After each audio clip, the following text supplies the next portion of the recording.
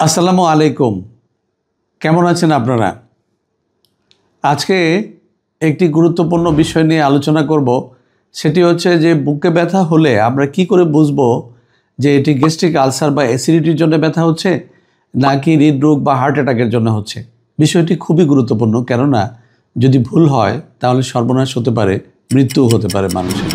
কাজে আমরা বিষয়টি জনগুরুত্ব বিবেচনা করে একটু গভীরে আলোচনা করব, যাতে বিশেষ সময়ে এবং বিশেষ প্রয়োজনে আপনারা সঠিক সিদ্ধান্ত নিতে পারেন এবং নিরাপদ থাকতে পারেন। গ্যাস্ট্রিক আলসার বলতে আমরা কি বুঝি? পেপটিক আলসার ডিজিজ, এটি হতে পারে গ্যাস্ট্রিক আলসার যেটি স্টোমাক বা পাকস্থলীতে হয়, অথবা আরেকটি হতে পারে ডিউডেনাল আলসার, যেটি পাকস্থলীর পরে যে ডিউডেনাম রয়েছে সেখানে কোনো ঘা হলে বা কোনো যদি ব্যথার পরিস্থিতি তৈরি হয় তাহলে সেটি ডিউডেনাল আলসার। উভয় ক্ষেত্রেই ব্যথা হতে পারে, তবে আমরা কিন্তু একটু বুঝতে পারবো, কেননা যেটি গ্যাস্ট্রিক আলসারের ব্যথা সেটি কিন্তু অ্যান্টাসিড খেলে দ্রুতই রিলিফ হবে, খাবার খেলে বাড়তে পারে। কিন্তু ডিউডেনাল আলসারের ব্যথা যেটি অনেক সময় শেষ রাতেও হয়, অন্য সময়ও হয়, কিন্তু খাবার খেলে আরাম হয় বা কমে যায়। এর বিপরীতে আমরা হার্ট অ্যাটাক বা মায়োকার্ডিয়াল ইনফার্কশন সম্পর্কে একটু গভীরে জানব, যে এই দুটি বিষয়কে আমরা কিভাবে আলাদা করব। ইসকেমিক হার্ট ডিজিজের একটি বিষয় হচ্ছে এই মায়োকার্ডিয়াল ইনফার্কশন বা হার্ট অ্যাটাক, যেটি তীব্রভাবে অনেকটা দিনাভাগের বজ্রপাতের মতোই আসতে পারে এবং বিপর্যয় তৈরি করতে পারে, কার্ডিয়াক অ্যারেস্ট হতে পারে, মানুষের মৃত্যু ঘটতে পারে। কাজে এই প্রাণ সংহারকারী বিষয়টি আমাদের একটু জানতে হবে।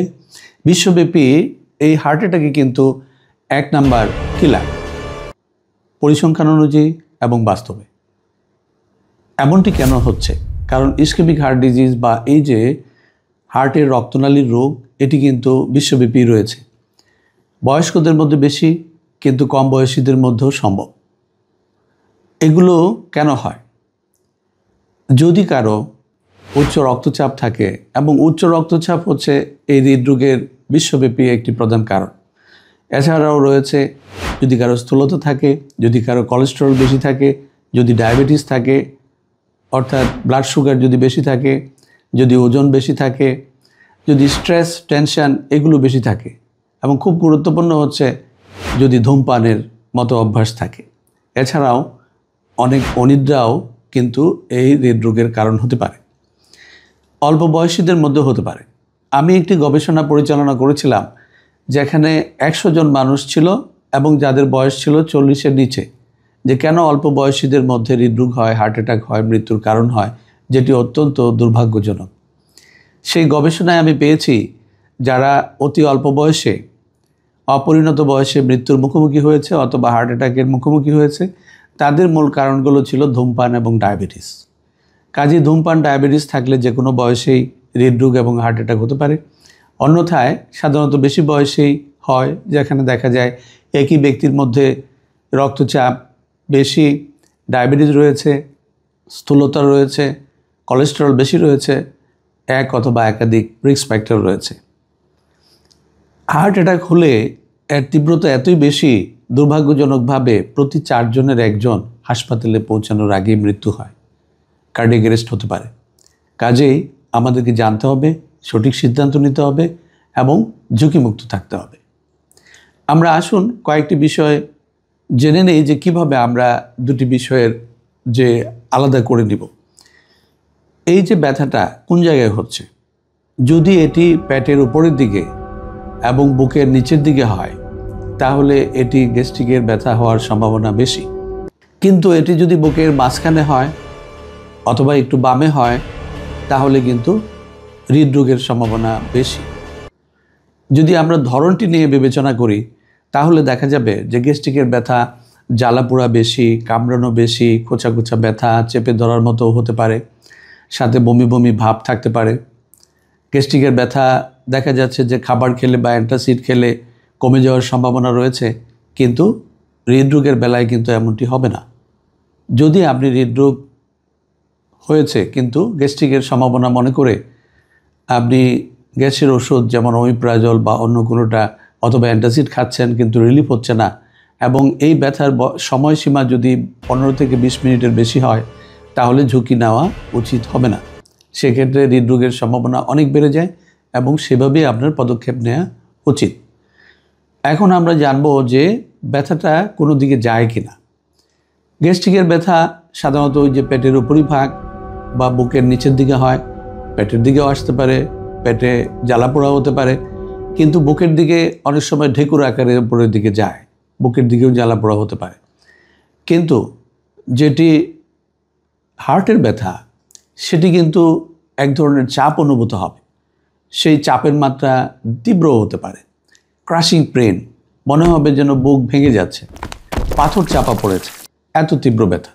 এবং সেটি আবার হাতের দিকে যেতে পারে, বাম হাত বা ডান হাতের দিকেও সম্ভব, সাধারণত বাম হাতের দিকে, গলার দিকে যেতে পারে, চোয়ালের দিকে যায়, কাঁধের দিকে যেতে পারে, পিছনের দিকে যেতে পারে এবং ঘাড়ের দিকেও যেতে পারে।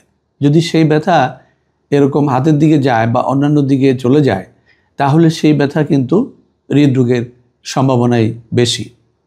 পাশাপাশি অন্য কি লক্ষণ আমরা পাবো, যেমন গ্যাস্ট্রিকের ব্যথার রোগীর বেলায় দেখা যায় যে তার বমি বমি ভাব আছে, তার ঢেকুর হচ্ছে, তার জ্বালা যন্ত্রণা হচ্ছে, অনেক সময় দেখা যায় যে কালো পায়খানা হয়, অথবা পায়খানার সাথে অথবা বমির সাথে রক্ত যায় ক্ষত থেকে, সেগুলো গ্যাস্ট্রিকের ব্যথার সম্ভাবনাই বেশি। কিন্তু যদি এমন হয় যে না, হঠাৎ করে আসছে বজ্রপাত তীব্র আকার নিয়ে, তাহলে এটা কিন্তু হৃদরোগের সম্ভাবনাই বেশি। পাশাপাশি যদি সেটি হাতের দিকে রেডিয়েশন বা প্রসারণ থাকে, গলার দিকে যায়, বিশেষ করে চোয়ালের দিকে, তাহলে কিন্তু আপনার হৃদরোগের সম্ভাবনাই বেশি হবে। গ্যাস্ট্রিকের ব্যথা কিন্তু হাঁটলে বাড়বে না, কিন্তু হার্টের ব্যথা বা কার্ডিয়াক চেস্ট পেইন যেটি হৃদরোগের ব্যথা, সেটি কিন্তু পরিশ্রমের সাথে অথবা হাঁটাহাঁটি করলে বেড়ে যাওয়ার সম্ভাবনা বেশি। কাজে এই বিষয়গুলো থেকে আমরা অনেকখানি আলাদা করে ফেলতে পারবো যে এটি কি গ্যাস্ট্রিকের জন্য ব্যথা হচ্ছে নাকি হৃদরোগের জন্য ব্যথা হচ্ছে। যদি গ্যাস্ট্রিকের মতোই মনে হয়, তাহলে আপনি অ্যান্টাসিড খেতে পারেন, অমিপ্রাজল খেতে পারেন, কয়েক মিনিট অপেক্ষা করতে পারেন। যদি দ্রুত রিলিফ হয় বা অনেকখানি কমে যায়, তাহলে আপনি আশ্বস্ত। কিন্তু যদি সেটা না হয় অথবা হাতের দিকে যায়, সাথে অন্যান্য লক্ষণ যেমন বুক ধড়ফড় করা, ব্লাড প্রেশার কমে যাওয়া, ঘেমে যাওয়া, শ্বাসকষ্ট হওয়া, এই যে পাশাপাশি অন্য লক্ষণগুলো যদি থাকে, তাহলে এগুলো কিন্তু মারাত্মক ব্যাপার এবং হৃদরোগের লক্ষণ। আপনি যদি মোটামুটি বুঝতে পারেন যে না হৃদরোগেরই হচ্ছে, সেক্ষেত্রে আপনি বাসায় যদি ইকোস্প্রিন থাকে, যেটি অ্যাসপিরিন, সেটি আপনি 4টি খেয়ে নিতে পারেন। যদি জিটিএন স্প্রে থাকে, যেটি জিহ্বার নিচে দিতে হয়, নাইট্রোগ্লিসারিন স্প্রে, সেটি আপনি পাপ নিতে পারেন এবং দ্রুত আপনি হাসপাতালে পৌঁছে যেতে হবে। ইসিজি করে ডাক্তারের পরামর্শ নিতে হবে।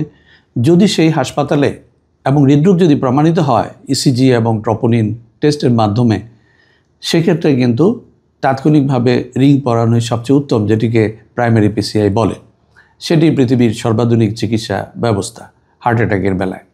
কিন্তু যদি সেই হাসপাতালে প্রাইমারি পিসিআই বা এনজিওগ্রাম করার এই যে সুযোগ সুবিধাগুলো না থাকে, তাহলে প্রাথমিক চিকিৎসা নিয়ে আপনাকে নিকটস্থ হাসপাতালে যাওয়া উচিত, যেখানে কিনা এনজিওগ্রাম এবং প্রাইমারি পিসিআইয়ের সুবিধা রয়েছে।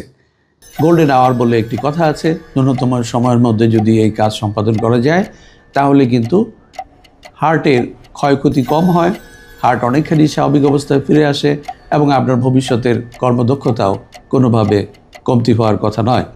কাজে এই বিষয়গুলোর প্রতি খেয়াল রাখতে হবে। পরিশেষে পরামর্শ হচ্ছে যে ব্যথা অল্প সময়ের মধ্যেই অ্যান্টাসিড বা অমিপ্রাজলের মাধ্যমে কমে যাবে, আপনি আশ্বস্ত থাকতে পারেন। কিন্তু যদি এমন হয় যে ব্যথার মেয়াদ 15 থেকে 20 মিনিট পার হয়ে গেছে এবং আপনি স্বস্তি পাচ্ছেন না, হাতের দিকে যাচ্ছে বা চোয়ালের দিকে যাচ্ছে, বুক ধড়ফড় করছে, শ্বাসকষ্ট হচ্ছে, পাশাপাশি ব্লাড প্রেশার কমে যাচ্ছে, আপনি কোনো ঝুঁকি না নিয়ে দ্রুত হাসপাতালে পৌঁছে ইসিজি করে ডাক্তারের শরণাপন্ন হন এবং নিরাপদ থাকুন। সুস্থ থাকুন, ভালো থাকুন। ধন্যবাদ।